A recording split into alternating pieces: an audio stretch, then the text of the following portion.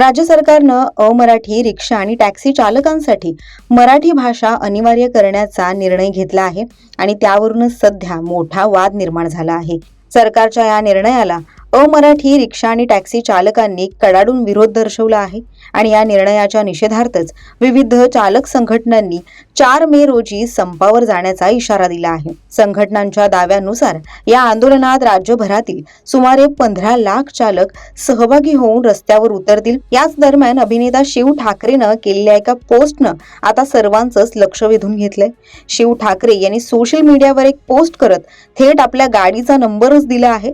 नेमकं त्याने काय म्हटलंय याबद्दल सविस्तर जाणून घेऊयात। नमस्कार, आपण पाहताय लोकसत्ता लाईव्ह। 4 मे रोजी टॅक्सी आणि रिक्षा चालकांचा जो संप होणार आहे त्यावेळी शिव ठाकरेची गाडी जिथे कुठे दिसेल तिथे ती हक्कानं थांबवण्यात यावी असं शिवनं म्हटलंय। इतकंच नाही तर त्याने आपल्या गाडीचा नंबर आणि नाव देखील सांगितलं आहे, जेणेकरून त्याची गाडी ओळखता येईल। शिव ठाकरेनं आपल्या पोस्टमध्ये लिहिलंय की राम राम महाराष्ट्र, 4 मे रोजी टॅक्सी ड्रायव्हर्सचा संप आहे।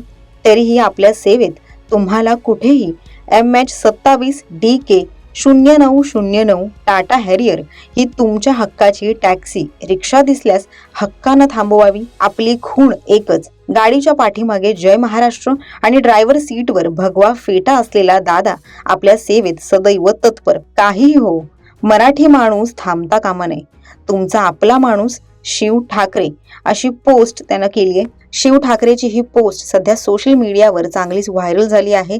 शिवनं मराठी माणसांच्या मदतीसाठी केलेल्या या आवाहनाचं खूप कौतुक होतंय, तर अनेकांनी त्याची ही पोस्ट शेअर करत त्याचे आभारही मानले आहेत। दरम्यान मराठी सक्तीच्या या निर्णयाला अनेक मराठी कलाकारांनी पाठिंबा दर्शवला आहे। अभिनेता व दिग्दर्शक हेमंत ढोमे याने ही पोस्ट केली होती की 15 लाख आहेत म्हणजे मोठा आकडा आहे आणि या 15 लाखांना मराठी नकोय।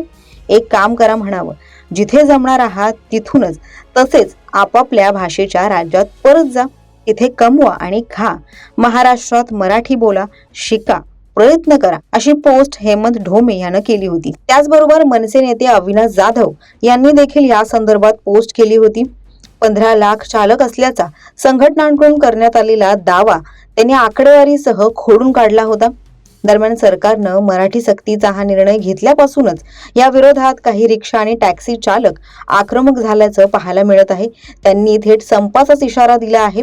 याच पार्श्वभूमीवर आज गोरेगावमध्ये चालक संघटनांची एक बैठक पार पडणार आहे।